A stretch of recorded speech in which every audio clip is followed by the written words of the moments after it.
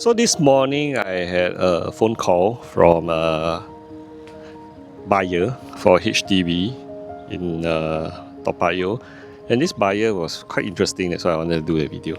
So I spent about 50 minutes on the call, not because I wanted to, but because this uncle in his 60s was sharing with me his entire life history, his entire 60 years, how he lived, why he is a simple man, and his entire viewing journey, the things that he don't like, the things that he like.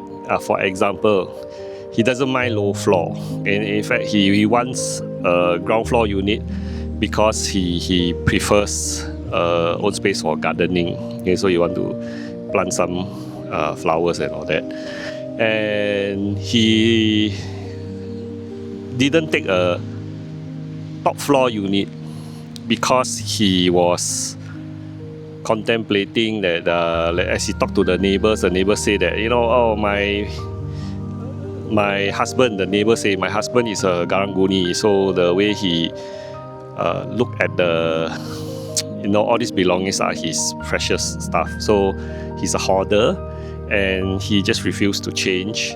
So if you buy this house, then you will not have a good time in terms of the number of items on the outside of the house lah. So like he's very messy, and he is somebody that will not ever change because he's old already. And all the things that he didn't like, I think there are some lessons to be learned from this uncle, and entire call lasted 50 minutes.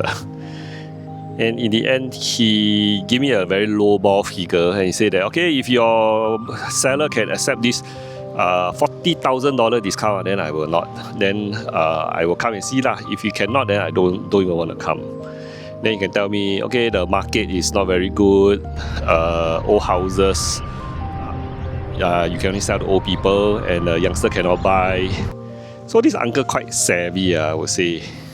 And he is, to me, someone that is very well informed in terms of what are the policies that HDB has shared, and the regulations, like for example the limited usage of CPF, and your loan when it comes to old houses. If you cannot, last the lease cannot last the youngest owner until 95. So these are the bigger issues for the old flats. But things like, for example, those older houses that have one bathroom, and why this kind of one bathroom one is a challenge. It's a challenge. And so he's fully aware of what is needed to negotiate better. But I think there's one thing that he didn't consider, and is the fact that, yes, if a house has challenges, essentially there's an opportunity for you to buy that property at a lower price, to be able to get the property at a lower price. But we are not in a fire sale market right now. And to expect that in a market where I did a poll on TikTok Live, and that poll was asking, would you cheap sell your house in this current market? Because the key thing is this: a lot of owners nowadays, they all have holding power, and that holding power is what enables them to, stay firm on their price. If there's no need to cheap sale, I will not cheap sale. And essentially, this is what the Singapore government wants our homeowners to be, like prudent buying. If you cannot afford, you don't spend more than what you have, and then buy within your means, so that you have this holding power. If the property market is not very good, then I don't need to sell or force sell. So uncle just assumes that this is a low floor, this one has one toilet, and then not near MRT.